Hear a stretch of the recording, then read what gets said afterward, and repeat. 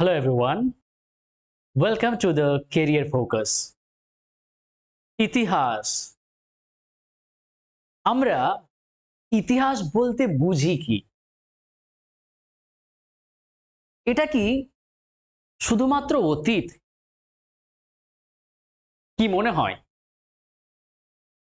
আমি বলবো এটা অভিজ্ঞতা।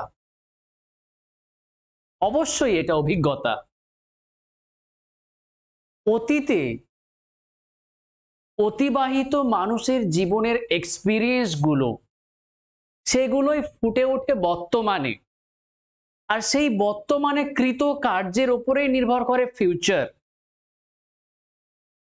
কোনো একজন ব্যক্তি যদি অতীতে যে সমস্ত জিনিসগুলো সঠিক করে এসেছিল, যে সমস্ত স্টেপগুলো, যদি সেই স্টেপগুলো আমরা নিয়ে থাকি তাহলে